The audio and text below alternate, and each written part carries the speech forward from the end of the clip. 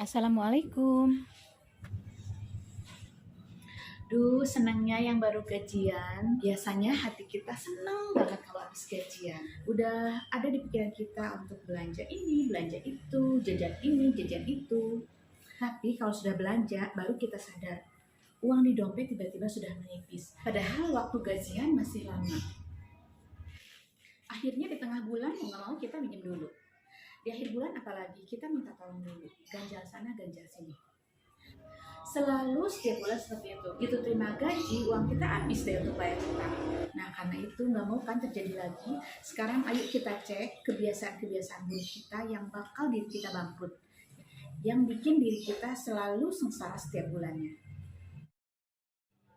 Sebanyak apapun penghasilan yang kamu dapatkan setiap bulan, rasanya percuma kalau kamu punya kebiasaan buruk dalam mengelola keuangan. Bukannya makin makmur, justru malah membuat kondisi keuanganmu terpuruk. Tenang, sama aku juga ngalamin kok. Nah, teman-teman sekarang harap dicatat ya. Berikut adalah 5 kebiasaan buruk yang berpotensi merusak keuanganmu. Yang pertama yaitu belanja berlebihan. Percaya atau tidak, dorongan berbelanja banyak dipengaruhi oleh emosi sesaat. Misalnya di zaman sekarang ya, apalagi di saat semua orang punya hobi belanja online. Coba cek deh berapa banyak barang yang sudah kamu taruh di keranjang checkout kamu. Padahal kalau direview ulang, tidak semua barang-barang tersebut kamu butuhkan. Apalagi ketika kamu lihat barang favorit lagi sale dan harganya jadi lebih murah. Rasanya sayang untuk tak segera membelinya.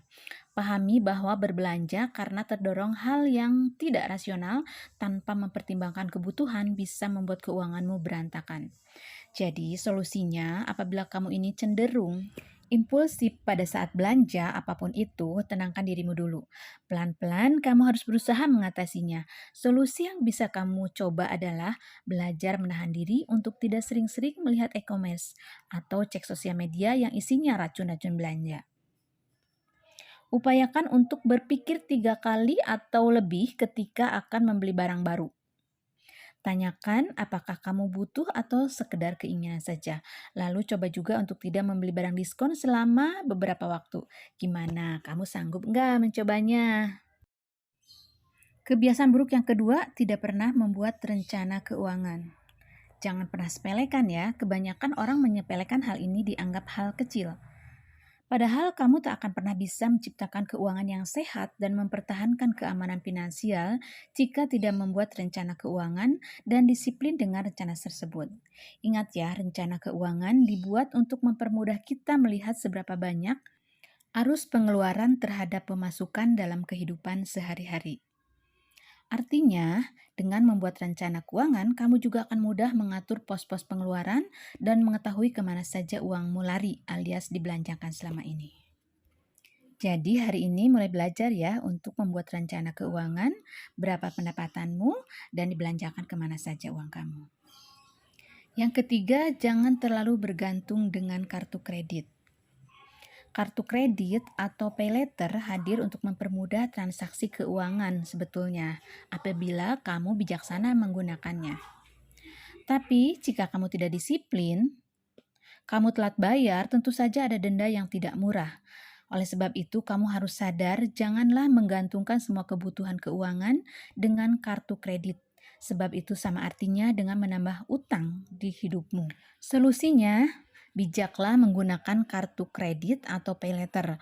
Lunasi semua utang-utang yang ada. Upayakan jangan menambah utang baru apabila utang lama belum lunas. Ingat ya, ada denda yang tidak murah. Belum lagi kalau sampai gagal bayar cicilan kartu kredit atau pay letter, catatan skor kredit di bank bisa buruk.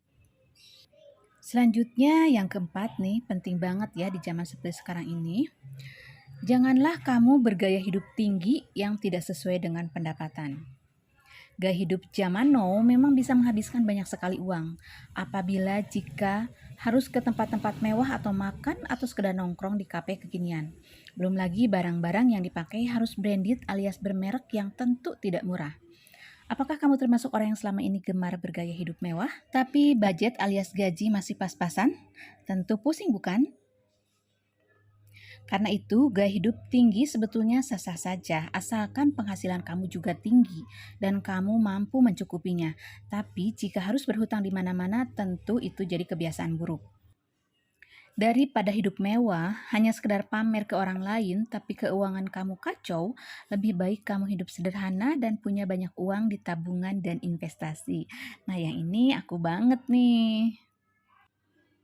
Nah, sekarang yang kelima, yaitu terlalu memanjakan diri dengan hobi atau kegemaran pribadi. Punya kegemaran pribadi sih sah-sah saja ya, selama kita bisa mengelolanya dengan bijak. Misalnya kita punya hobi mancing, punya hobi olahraga, punya hobi pemotretan itu wajar saja.